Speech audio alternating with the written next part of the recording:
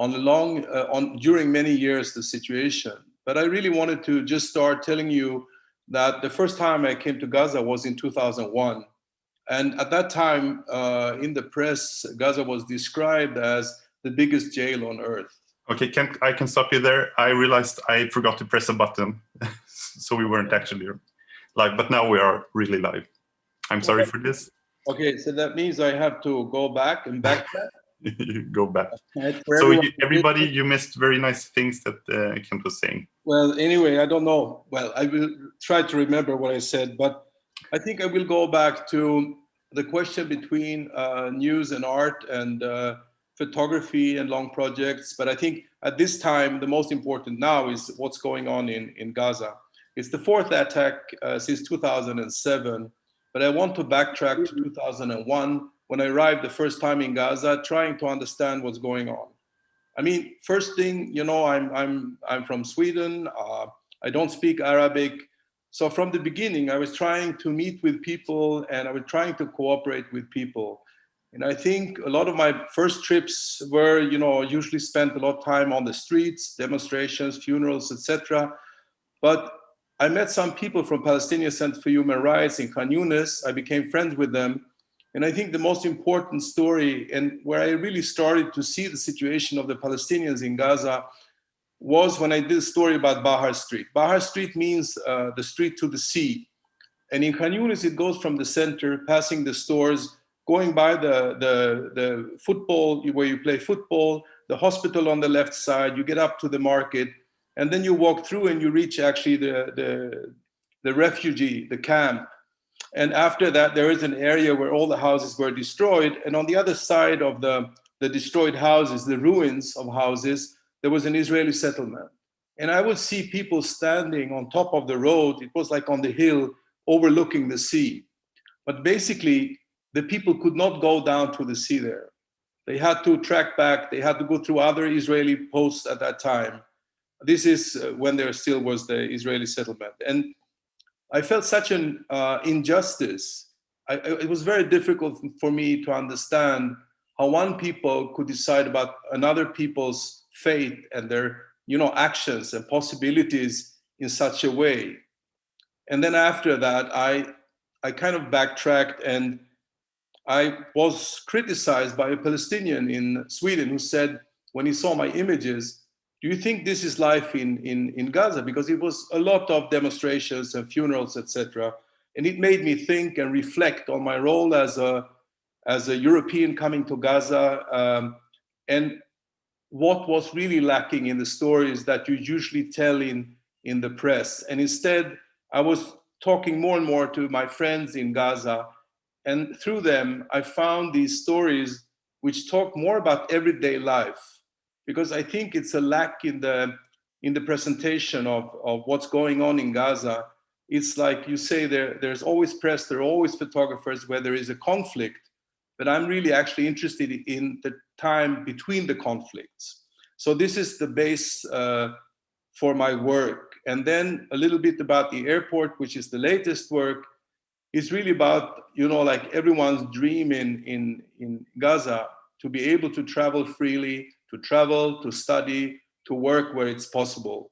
And now I think I should give Mohammed, I think you should come in and let's go back to, you know, where we are right now in Gaza. Thank you so much, Kent. It's certainly a pleasure to be here. One quick thing before I start is to the audience, in case they missed this, that they could write us any questions in the comments section. And thanks to Mary Angela and Jonathan for their kind hospitality and Havremagasinet for this event. I think the best way to start is to discuss what's happening right now. Why is it happening? How did we get here? What is the way out and what can be done to it? So in that way, we start on a grim note and end with a positive, more practical, forward-looking one. And the only thing that comes to my mind to describe what's happening right now in Gaza is that I stopped telling my family the words, stay safe, it's gonna be okay.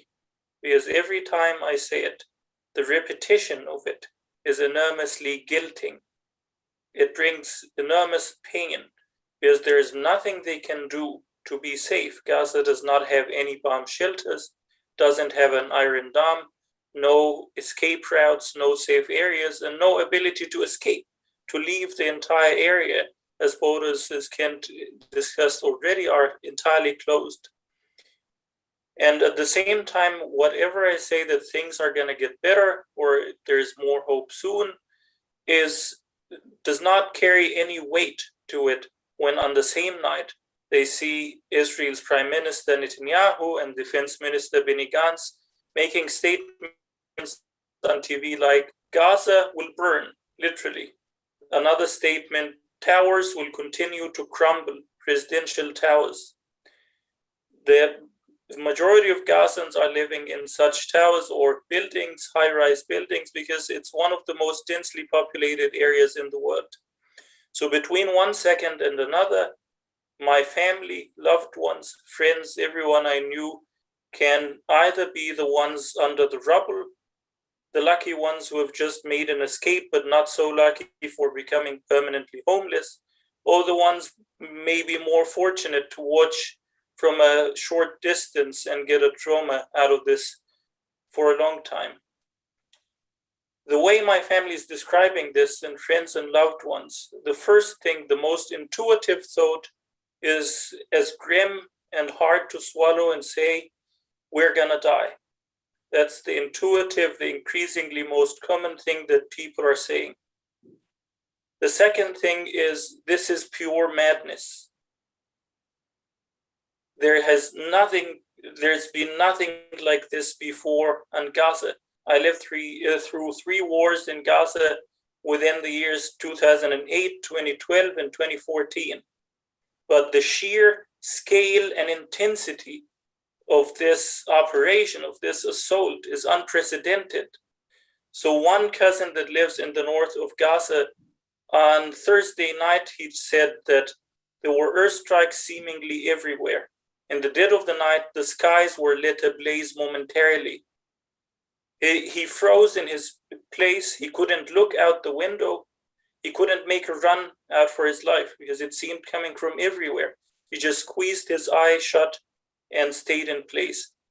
On that night, Israel announced it bombed Gaza with 450 bombs from 160 warplanes within 30 minutes. In half an hour, 450 bombs.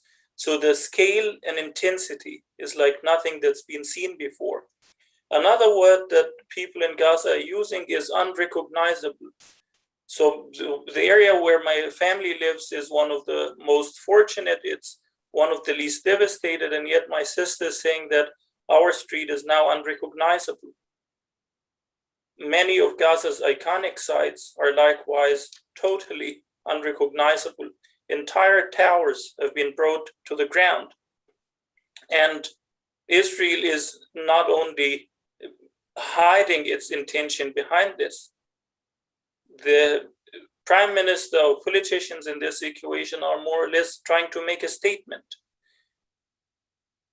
And I can say that everyone I know in Gaza has already packed a small bag by the front door with their lightweight but most treasured belongings in case they need to make a run for their lives.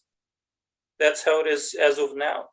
As of why we got to this moment, I think these events are becoming, and this might be recognized by the audience, that this is becoming part of a repetitive cycle that's all too familiar to everyone, most familiar to people in Gaza. Every once in a while you hear about airstrikes. It calms down within few months or a year, and more airstrikes, and goes on. This cycle, it always begins with a demand on Palestinians to be moderate and keep quiet. But as soon as we do, we literally disappear, along with the urgency in the international community to do anything about what's happening. The media attention on Gaza vanishes as if the entire enclave evaporated overnight. What people are left with is an uninhabitable cage, a toxic slum where people are caged from birth to death. Then that sort of calm that Israel fails to build on or reward or incentivize or move forward from. Instead, the current far-right government under Netanyahu uses this camp to push the limits of Palestinians, provoke, squeeze, and that emboldens far-right settlers across the West Bank and East Jerusalem to also take their turn and provoke and brutalize Palestinians. So the scenes in East Jerusalem that are familiar to many people in Sheikh Jarrah over the month of Ramadan, where police, settlers, and state are brutalizing and provoking Palestinians day and night, made it unbearable for people in Gaza to stay idle.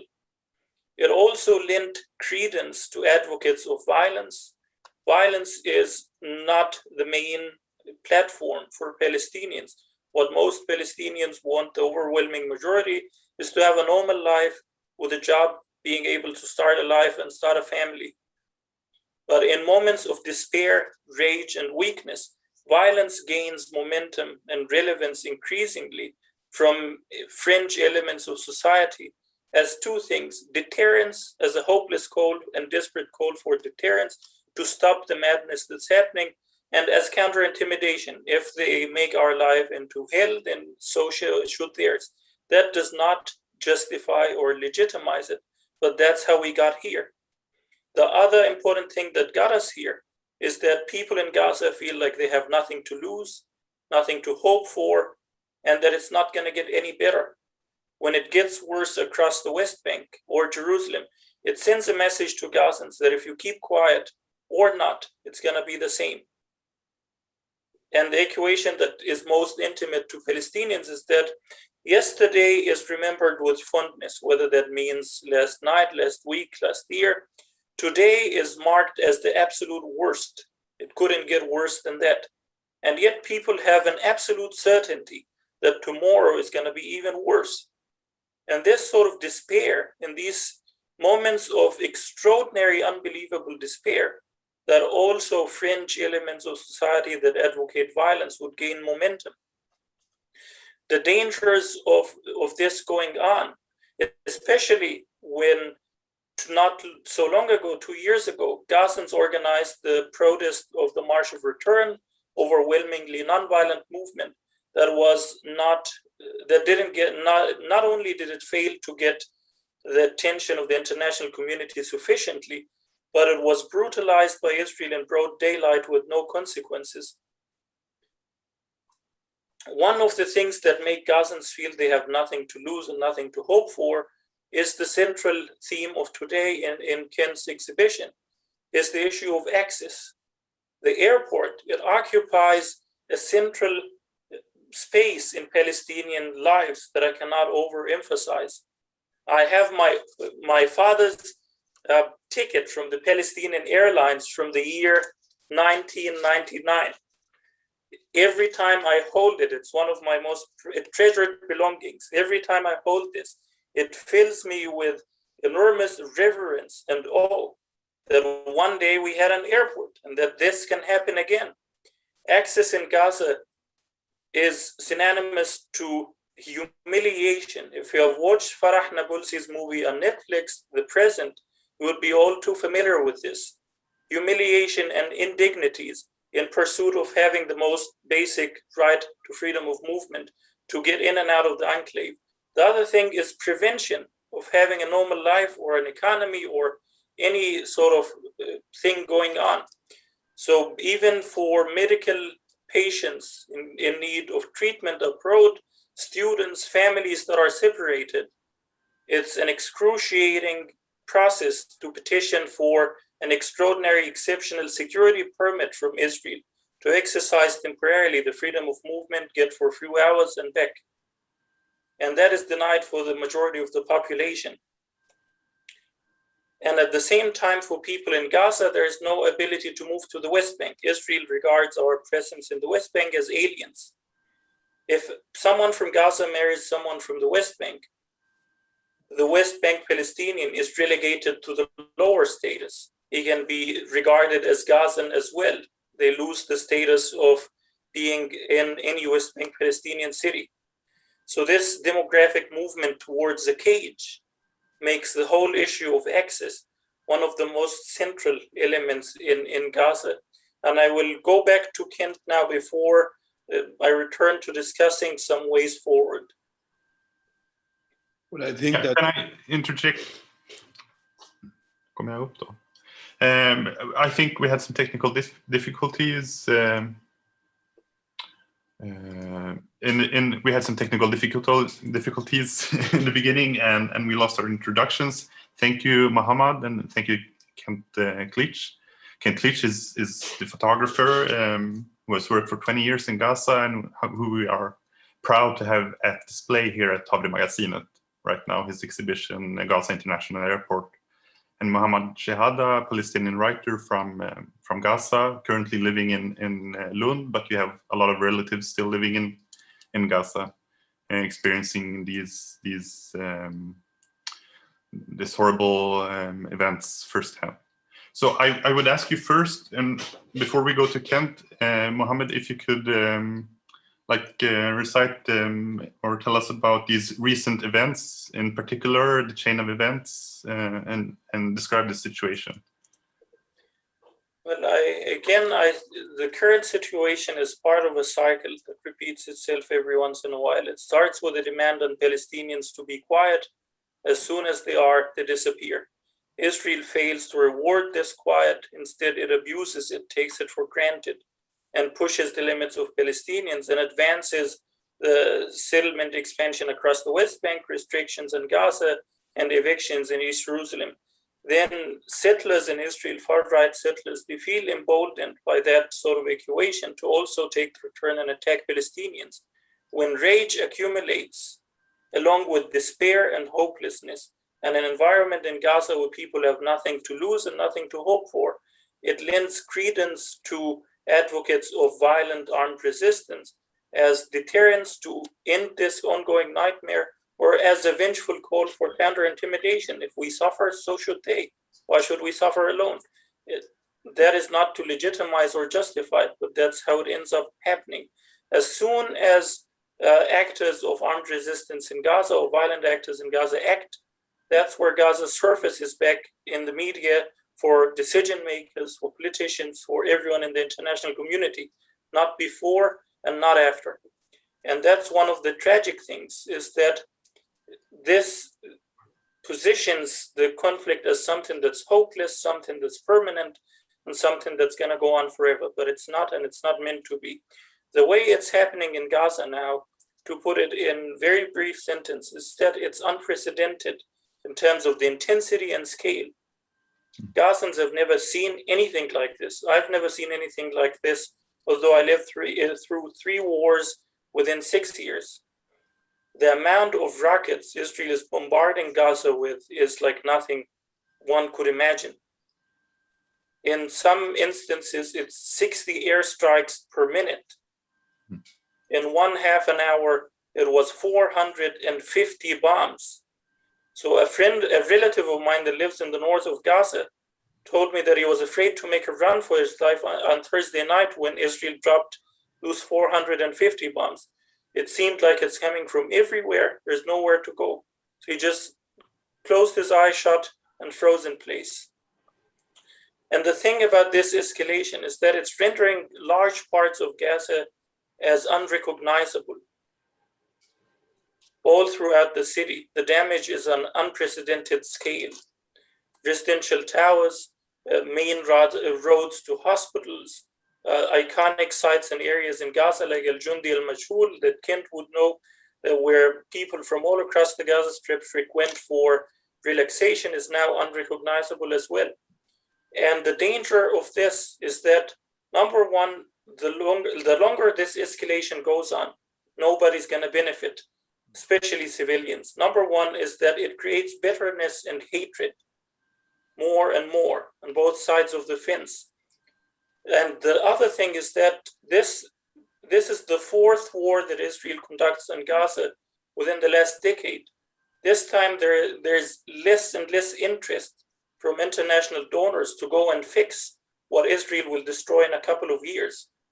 So that means whatever is going to be destroyed now is going to remain destroyed for so many years to come.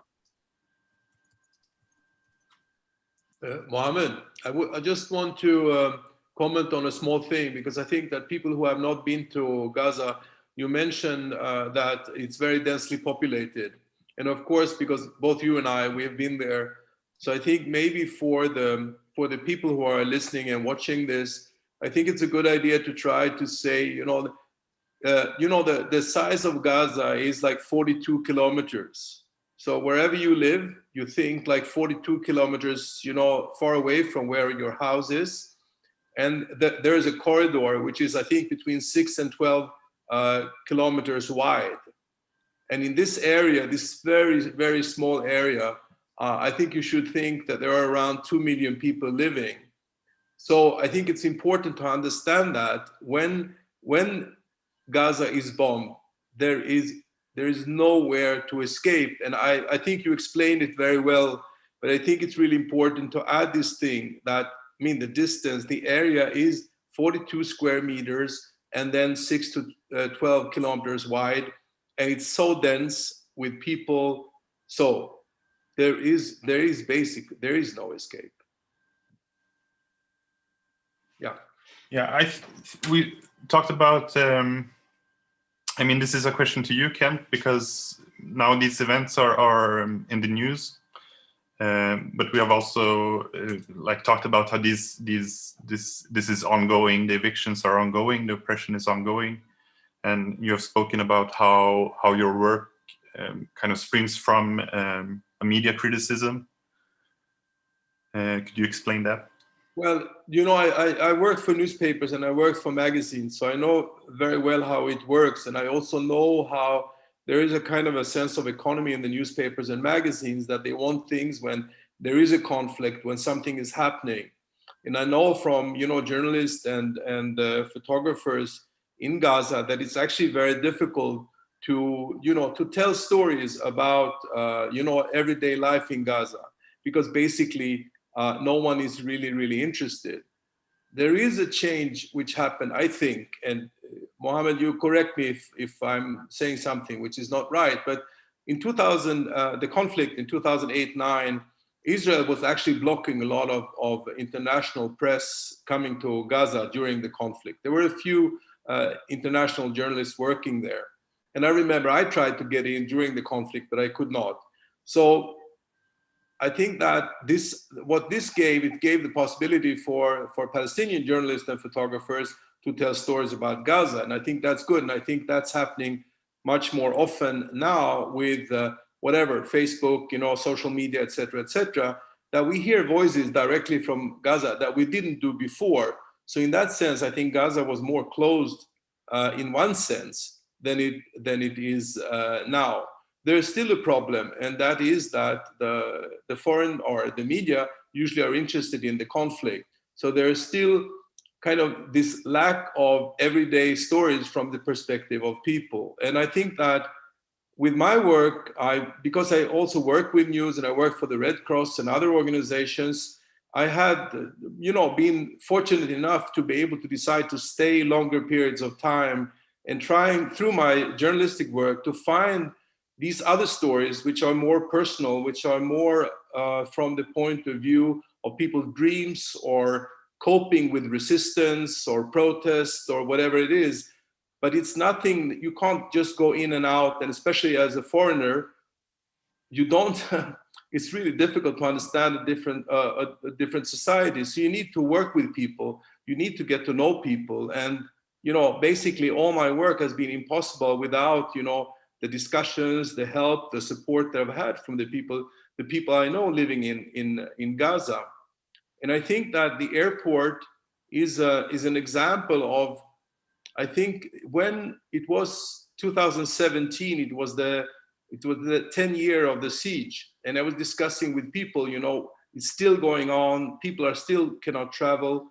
So I wanted to tell something about a dream, that people had. And I met people who'd been working at the airport, engineers. I worked people from Palestinian Airlines. I went to their office in Gaza. And I was very moved just by, this was the big dream. This was the hope that everyone could see and travel away directly from Gaza, not to go to another international airport, not to go to Israel, not to go to Jordania, but to be able to fly from Palestine. And I even have these drawings of how the plans were for developing the flights, which started going to, Jordania, going to Egypt, etc., etc. And then there was another map going to Rome and to France, etc. So the work that I am doing on the airport is actually, it's actually try to be able to listen and to hear people's dreams about, another kind of future and another possibility of another life in Gaza, different from it is now. And I think that Gaza has an incredible potential for a different life.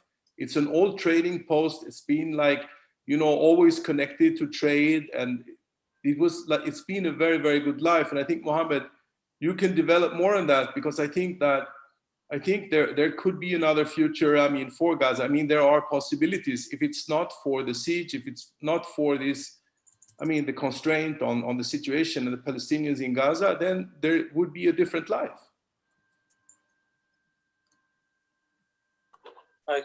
Thank you so much, Kent. I can expand on that a little bit with few thoughts on where we could go from here and what needs to be done from people.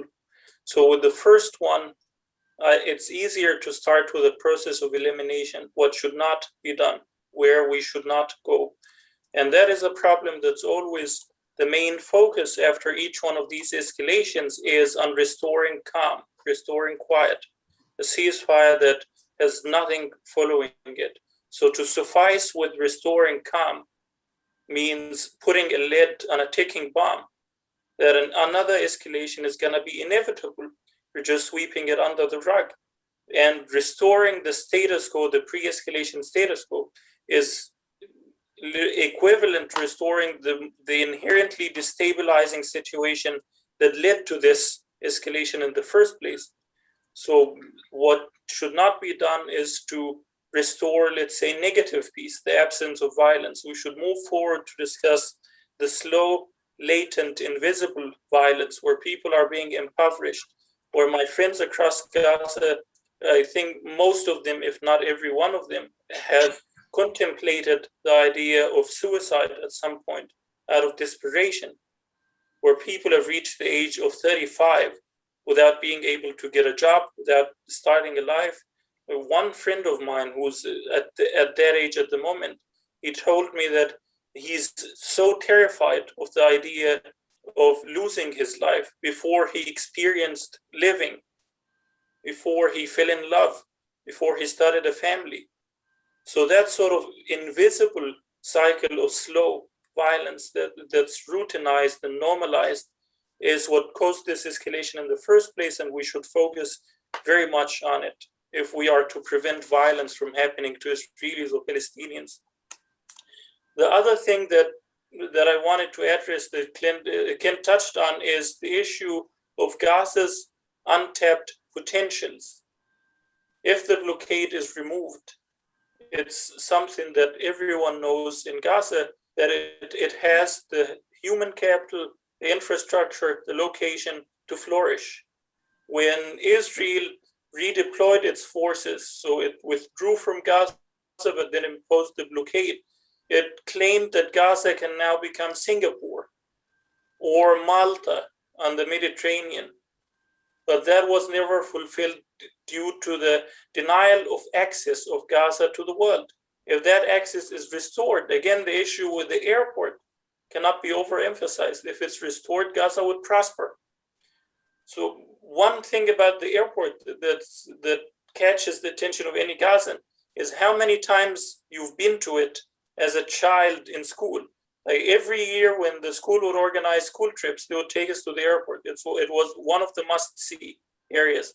It's reduced to rubble, destroyed, an empty area, desolate, but it's a reminder that Gaza can flourish.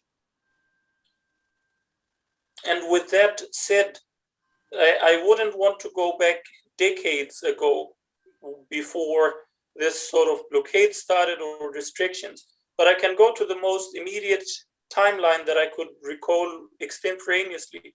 That is 2012, after the Arab Spring.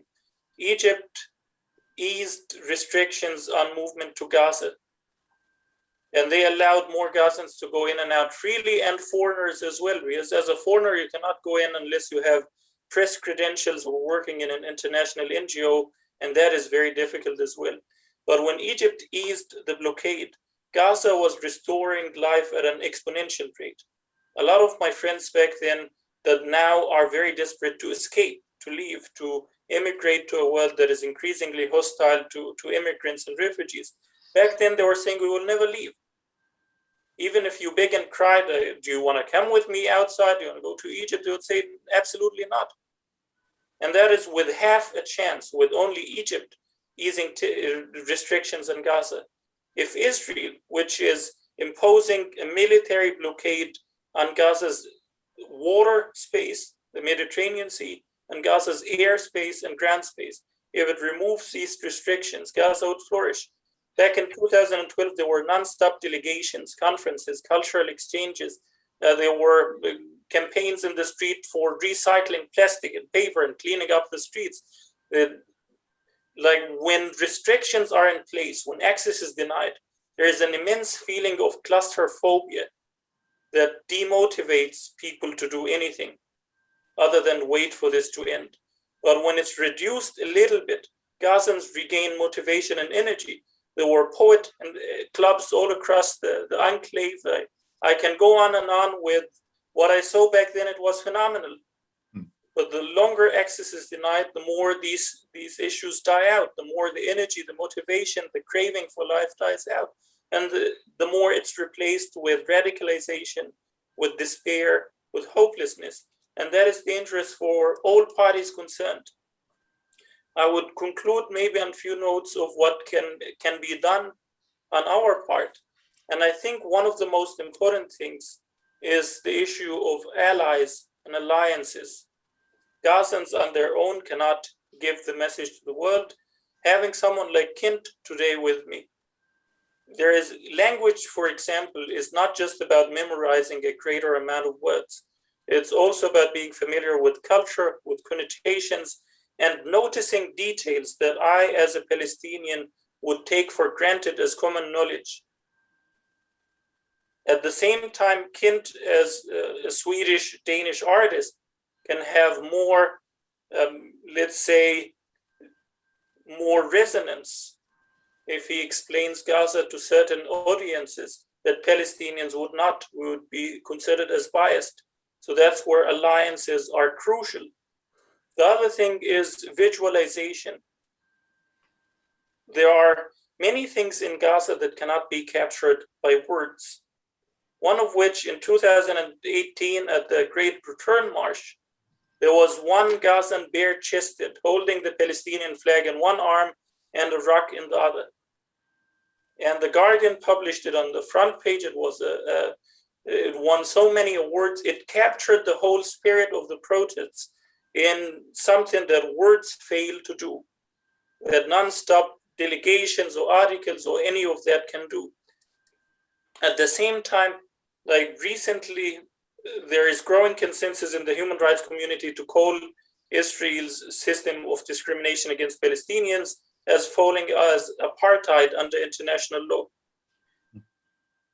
But for my experience as a Gazan, I cannot find words that would describe the pain, the suffering, the indignation, and at the same time, the potential, the ambitions, the dreams. I cannot put it into words. And that's where visualization can fall in to deliver a narrative in few seconds that you can just see instead of trying to seek different, let's say, information or narratives or anecdotes. Another important thing that can be done is to visit the occupied territories as much as possible. If you're a journalist, if you're an artist, if you can get into Gaza, that is one of the most crucial things to do as of now.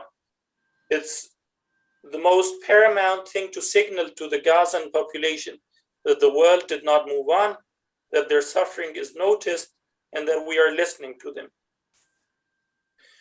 it's much easier to go to the West Bank.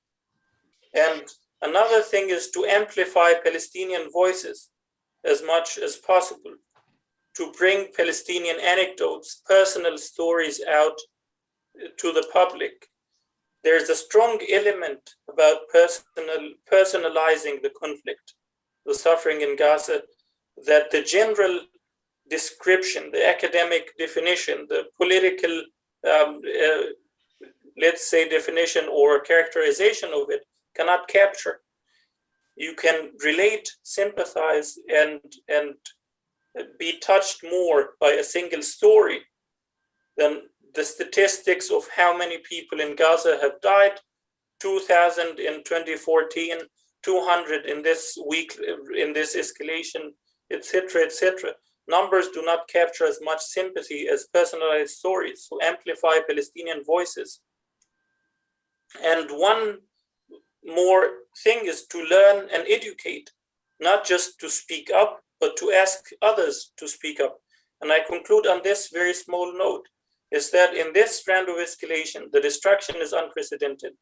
But another thing that's never seen as much before is the sweeping wave of solidarity from all across the world, from celebrities, influentials, people, protesters, activists. And that is keeping people in Gaza resilient. When I talk to my family or friends, one of the first things they bring up into the discussion is, did you see John Oliver's segment on Gaza? Did you see Trevor Noah's segment on this? Did you see what Bella Hadid say? Did you see the protests in Copenhagen, in Jordan, in London, in Dublin? These things keep the population hopeful and resilient, that they are noticed, that the world did not move on, and that there's someone there trying to help. Do you think, if I can ask a question here, that there is a real difference in the reaction and these acts of solidarity and people showing solidarity with Gaza? Is it different than it has been before? Because I don't want to sound like a cynic, but you have spoken of this, that it is a cycle, and we first need to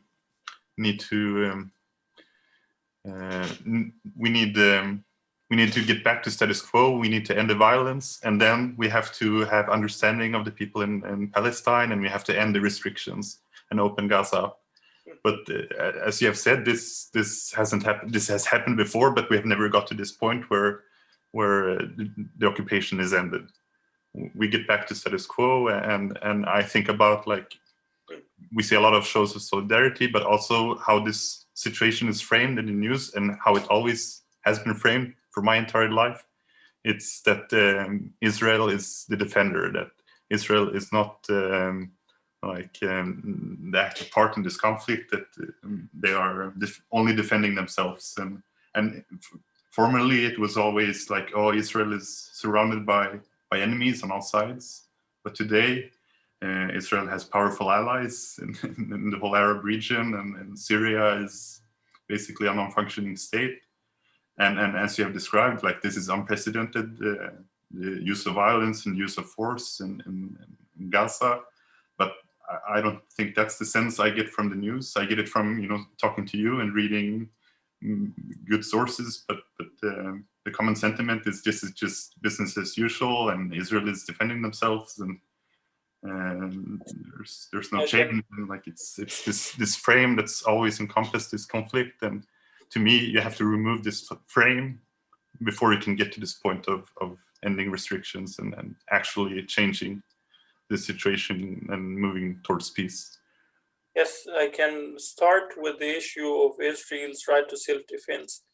And I think the issue here is that if you take the events from when Palestinian actions begin, when violence erupts from the Palestinian side, you would of course understands Israel's response as legitimate to defend its people.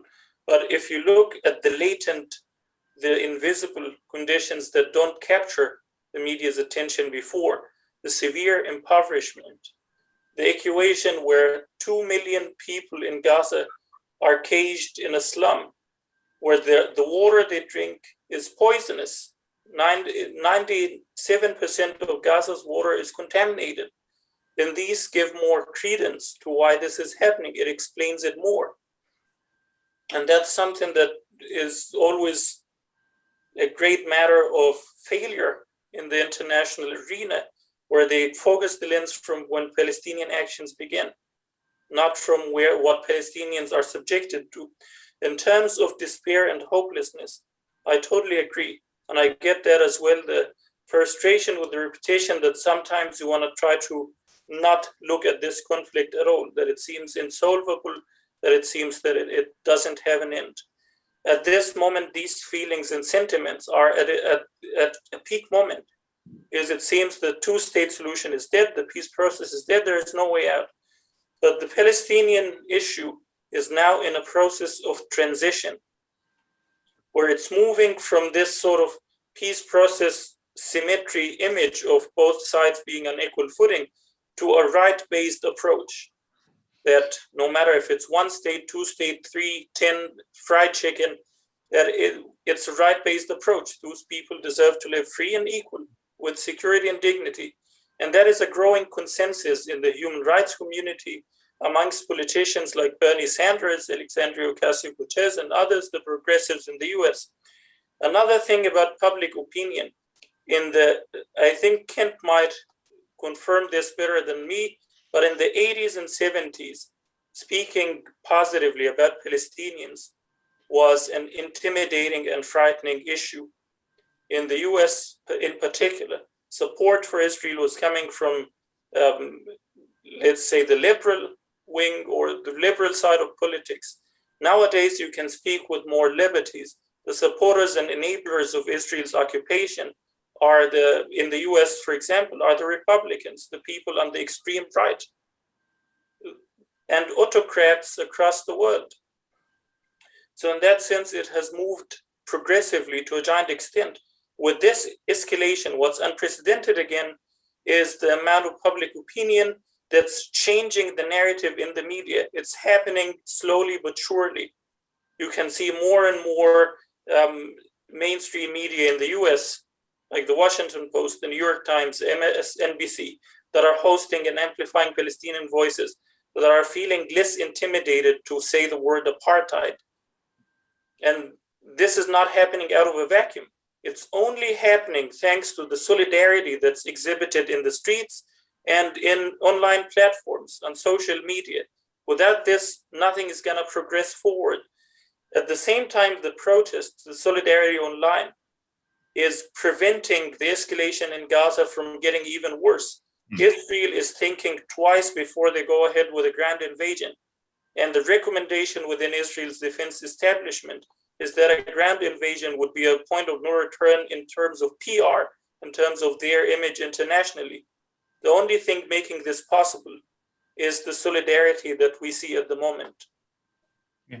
I would like for also for Kent to answer this question about how you see a way out of the situation, and if you think that these manifestations of solidarity around the world, if there's something different this time. I feel there is a difference, as Mohammed said, when you read the news and you read the different outlets. I was surprised that, the demonstrations, along the border of the right to return, that actually didn't have a much more effect. But sometimes I think the actions, to return, when they build up during a longer period of time, and I think now it has built up. So I think there's a stronger hope for, for more questions about, the right of the Palestinians. I mean, the discussion about, for example, Gaza and Israel has been very much like this. Well, Hamas, they shoot rockets as us, and we have the right to defend us. And I mean, like, if any newspaper will kind of refer to that. But I think there's another discussion coming in now, which is actually the basic, what is the right of the Palestinians? And for me, I think this is a really important step. So it's really difficult, even when you look back, to see what, when the change is really happening. But what I think is really strong in Gaza is, Gaza would not survive without the solidarity among people themselves. You know, of course they are helped by, you know, UNRWA, the UN, etc., etc. But there is a really strong solidarity and sense of being from Gaza and not wanting to leave. I mean, one of the people I met, which I was really, really impressed, was a man. His house was bombed in 2009, and I heard about him. They told me the story that his wife was killed, his children were killed. I think he had one surviving son. And I wanted to meet him because I heard that he built a greenhouse. And he built the greenhouse at the same time where his house stood. And I spoke to him and I said, you know, I said, I'm not going to leave. I'm from Gaza. I will stay here. You know, he could have left, but he built a greenhouse, and now I know he's built a house there. So there is this very strong sense of place, of belonging, that I think, you know, people really want to stay and be there, but they also want their rights. I mean, they don't want to live confined in, you know, in a prison. And I think that the latest, and hopefully this will be, and we will see a real change. Because as Mohammed said, if everything is calm again, then it's quiet for some time, and then it starts again. But you know, there are so many young people with good educations from universities. You know, they have a saying about young people when they have a university degree. What do? They have a saying. It says, driving the mattress. Driving the mattress means that you don't have a job, you cannot continue your studies, and you're just resting at home. So there's an incredible potentiality, and I hope through the last awful things which are happening in Gaza, that there will be a change. And I feel that for the first time, I feel that people have been talking about apartheid before, but now it's like a mainstream to talk about apartheid. There is a relation to Black Lives Matter. There are discussions between, you know, similarities between Black Lives Matter and Palestine and etc. with South Africa during the apartheid. And I think for the Palestinians, I think that this is maybe good because it makes the Palestinians not so different. They are like other people. So this thing of trying to quiet the Palestinians or to make them invisible, I hope, and I don't think that's possible anymore. So I hope we're going for a new set of structures and agendas. I can add to that very briefly on two issues. Can you hear me? Yeah. We hear you. Yeah. So I think number one is, as Kent said, that public opinion is moving forward, and that by Palestinians, by simply staying on the land, that is the best thing that can be done at the moment, in this moment of transition where it's chaotic, where there is despair, even in the international community, even amongst European officials or American officials. What they say in private is that they see no way of the two-state solution moving on. They see nothing happening anytime soon. So it's in a moment of transition and despair. But the only thing keeping Palestinians away from giving up, from capitulation, from Israel making it worse, is the solidarity that we see on every day. So no matter how much it seems desperate and desolate, your voices are keeping Palestinians steadfast. And that brings me to the issue of art. That artists at the forefront of supporting and bolstering Palestinian resilience. If you look again, and I can mention that over and over again with Farah Nabulsi's movie, The Present, a very short one of 25 minutes, almost all of it happening in few scenes, in one main scene at a checkpoint. The indignation, the humiliation, the rage, these are things that cannot be captured by words, but can only be visualized and seen. And this one piece of art is worth more than tens of thousands of commentary, op-eds, analyses out there in the media. It pushed even the former CIA director in the US, John Brennan. If you Google and look at his face, he's the most serious you can get. Almost no facial expressions. you can simply exclude any sort of possibility for sympathy. Did quote professional. And with John Brennan, he wrote an article in the New York Times that's been one of the most personal accounts I read recently on the topic. After he saw this one 25-minute movie, he came up and said, we need to end this. The suffering of Palestinians is unbearable. It should end. So with one piece of art, you can convey what years of analysis, written articles, documentation, etc. can never do. And the other thing is to personalize, to bring personal anecdotes, not just the descriptive account of destruction, despair, and desolation, but to bring stories of what people dream, what they are going through, and what they want to achieve. That is one of the best things to do in the world of media or art. And again, art is at the forefront of maintaining the steadfastness of Palestinians. Thank you. Yeah, is it the question? We have a question here from a viewer on YouTube. And it's from one of your former students, Kent Isam, and he asks you how to overcome and make solutions about the problems of access that you have mentioned, not just in Palestine, but in the whole region, Free Palestine.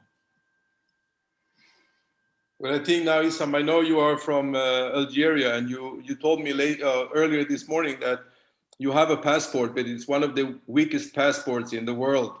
So that means you are also confined to Algeria, and that you cannot really travel where you want. I don't have a simple solution regarding Gaza. I think it's important that one has to lift the siege. I mean, that's the only thing that will change the situation, because the people in Gaza are strong, they are smart, they are educated, and they are really good at business. It's been a place for business 500, 600, 700, 1,000 years ago. It's always been a trading post for, from the Middle East and, to Egypt and to Europe, etc., etc. So it's kind of sometimes, you have the biggest problem, and the biggest problem is the siege, because at the time when it's opening, when people can travel, when people can make business, I think Gaza will be very fine. I can add to this very quickly, is that the issue of Gaza's suffering is entirely man-made, and it's a political decision.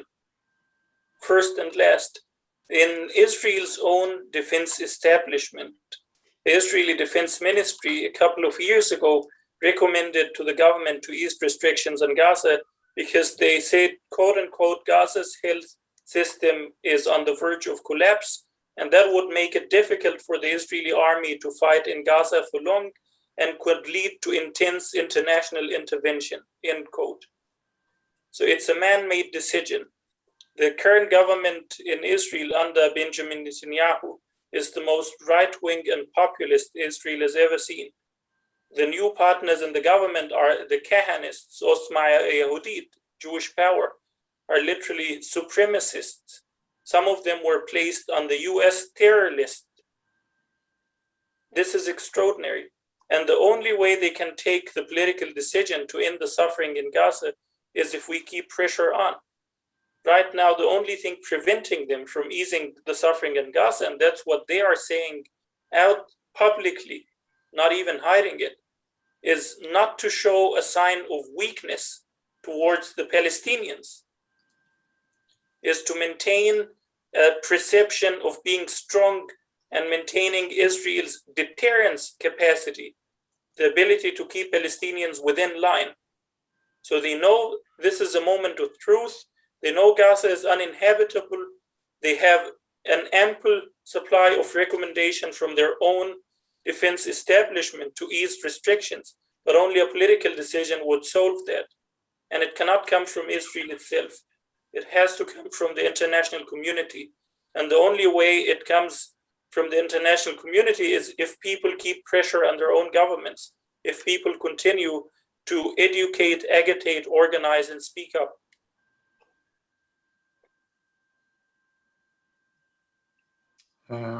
Do you have any questions, Mariangela? I had a while ago, but I was thinking, Mohammed, when you mentioned the slow violence and how that contrast, that perhaps the only way of fighting back, how the news flatten the reality, a much more complex reality that needs to be told with art, that opens up to those subtleties, but also how important it is to characterize the situation, to make it individual, because also speaking from own experiences from other parts of the world, how easy it is to condemn the armed violence and jump into it. Yes, this is violence, and let's say the masses can see it easily. Oh yeah, they are shooting rockets, and but it's very hard for the people to understand the slow violence what you were talking about, of destroying futures, slowly destroying futures, killing the impossibility. And Kent, exactly that's what we discussed also, about the importance of focusing on the Gaza airport for the exhibition. You have a much larger series of work on Gaza, of course, but for us, for me particular, was very important to focus on the Gaza airport as a metaphor of the lack of freedom in that sense. Also coming from a country in which the passport was one of the most banned around the world for many, many, many years, and having to ask for a visa everywhere. So I know what does it mean to not be able to move freely. So it's thank you for sharing, you both, all these anecdotes that otherwise never make it to the news, and allowed to construct the complexity that is needed. I would just ask, are there any other sources that we activists would like to access, to other more practical tools, let's say, that we could engage, like use this opportunity to distribute a little bit of information of what more, of course, opening spaces of conversation, showing, presenting, communicating, giving voice to Palestinians, like you said. Are there any other websites, places that we should be focusing? I can start from the ones that jump to mind immediately. And these are, for instance, an Israeli organization called Gisha, Maslak in Arabic, that its primary job is to facilitate the passage of Palestinians in and out of Gaza. They sometimes take it to court and sue the Israeli government at the Supreme Court to make sure that Gazans, individuals, not the population, but individual petitioners, can travel in and out if they need medical treatment. They produce regular knowledge on what's happening in Gaza in terms of restrictions. But another thing is, there's an Israeli organization called B'Tselem that employs a large amount of Palestinians that document visually what's happening across the West Bank. There's one called Breaking the Silence that collects unimaginably horrifying testimonies from Israeli soldiers who served in enforcing the occupation or in wars on Gaza. But I think one very touching one would be a group in Gaza that's called We Are Not Numbers, a group of young activists that bring personal stories from the ground. I think it's a team of almost 200 people. Each of them share their stories and stories of their friends. And their main objective is to say that we should not be reduced to statistics that do not generate any sort of sympathy. But one, I can go on with more organization. Human Rights Watch's recent report on apartheid was unprecedented. There is other Palestinian human rights organization, Al-Mizan Center, Al-Haq, Adala, etc., and they are doing an enormously amazing and extraordinary job. But one crucial thing is to produce knowledge as well, either in an artistic expression, visually, or to amplify Palestinian voices. The more knowledge you produce, the more pressure it creates. The only thing that's keeping decision makers engaged in the Palestinian topic is rage and anger, not hope, to be honest. They cannot see any end in the horizon. That's what the US State Secretary Antony Blinken said at his appointment. I don't think it's going to be solved anytime soon. The only thing motivating them is anger and rage. That's the only thing keeping them under pressure to act. But both these issues, they burn very quickly, and they lose motivation very quickly. The more you keep the Palestinian narrative alive, the more you are sure that pressure is continued to solve this and move it forward. I would like to say something about the human rights organizations. Can you hear me? Yeah, of course. So anyway, I just want to say something because I've cooperated with Palestinian Center for Human Rights since I came in 2001. And I must say that Gaza is one of the most well-documented areas, I would think, in the world. And usually during like big conflicts like in 2014, for example, even the 4 Palestinian human rights organizations, they were actually cooperating and working together with Amnesty and working together with forensic architecture, documenting, things that has happened. So I think it's really important also that this combination of actually of knowing the facts when you cooperate. Because I remember when I did in 2009, I made this book, Gaza Photoalbum, which was a cooperation with Palestinian Center for Human Rights. I was working with their fact finders. I decided only to photograph homes of devastated homes after the attack. And with them, I would follow the fact finders and I would have the names of the families and what happened to them. So I think even in the arts, I think like this, I think it's really, really important that it can both be a documentation, and with the help of, let's say, photographs, it can move people in a different way than only words. Because I agree with you, Mohammed, that I think after Operation Cast Lead, I don't know if there were 1,400 people who died. And actually, I printed all the names in the book, but still in the photographs, I didn't show any images of people. I only showed the interiors of bedroom, kitchens, living rooms. And I think in that sense, people could identify with, the subject matter, and it's a different approach. But I really rely on the help and the collaboration with the human rights organizations, which I think is it's good to know, because what's going on is really well documented. But we must get people to listen.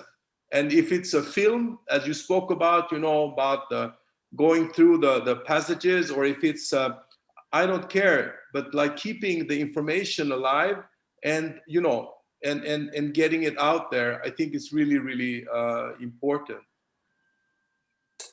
Like one of the most remarkable scenes coming out of Gaza in this escalation was a young boy and a young girl that managed to rescue a fish in its tank.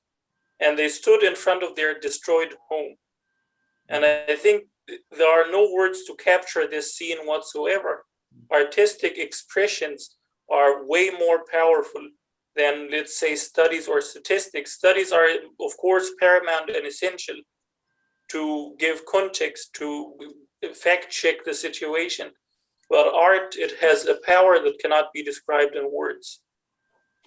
I think that's true, and we talk about this is actually an example of Palestinian pigeons photographed, with the background of the Palestinian passport. It's that kind of color. So I decided to make a series of images of the birds, because basically those are the only ones who are, flying, free around. Also, as the pigeon being a symbol of peace in a sense. But what I think what I think is important in the work, and we have talked about this before, is that usually when comments are in the big media, it's about the big history. It's about, the structures, about, the rights. But I think that sometimes the small histories, I think, as we said before, people's histories or dreams are really, really important. Because like we say with figures, I think it's important not only to have figures of people being wounded, but also actually to meet these people. And I think that's maybe something which is possible in literature, or in art, in film, whatever, which is sometimes forgotten when you have to squeeze in information about a very, very difficult situation on one page, for example. Yes, precisely.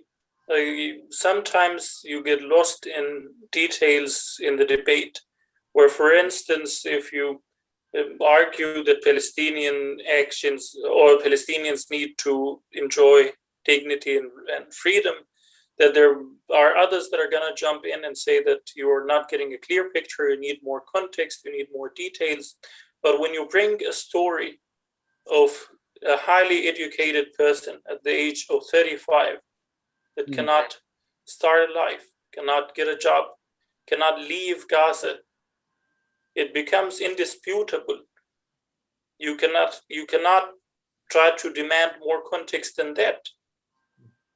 Every human deserves the right to live in dignity, freedom of concern or worry, and freedom of want. And if you capture that as a personal story, it has an immense power to it. If you add a visual image or footage, it gives it more and more power and authority, that it becomes indisputable. If you turn it into art, it becomes extraordinary. It lives on and on forever. Do you, or do any of you have any other, we've spoken about human rights organizations, but any other recommendations for art from Palestine of the type you speak of? As I said, the group We Are Not Numbers is one that produces art and personal anecdotes from Gaza. There are artists across Gaza that I can go on and on with their names. One that comes to mind very quickly is called Malak Matar, a very young artist. The painting in the background is one that I managed to get from her and have permanently treasured here. There are others in Gaza. There is a countless number of artists out there that have immense potential: poets, painters, actors, theater players, etc. There's just a short comment about the writer Atef Abu Saif, who wrote, I think it's called Drones Eating with Me, which is a very, very good, very from a family-based, how it is to live during, like the attacks, on the ongoing attacks. And I can really recommend this book. Yeah, I think this is a great note to end on. A lot more hopeful than I was expecting. The power of art and of stories and how they can actually change this situation. Do you have any final words? I can say as a final word that whatever is happening in Gaza, the pain is preventable. That I end on. Good. Okay, thank you. There's one question. This stream will be available. If you missed the first part, you can go back and see it later. We will put the links to these websites and information. And I just want to say one more time that this is the last week we have Kent Klich's wonderful exhibition about Gaza International Airport, which you have seen only parts of in low quality in the stream, but you have to get the Havremagasinet to see it for real and to experience this, and to actually help in being a solution for this occupation by learning and by understanding and by seeing stories. the people of Gaza. So And thank again, you so much to Kent Klich and to Mohammed Shehada. Thank you very much for coming here. We are honored to have both of you. And thank you to all of you, all of our viewers that have been watching. Yeah. Thank you and goodbye. Thank you for hosting us. Goodbye. Thank you again, Klich. Bye. Bye-bye. Have a good day. You too.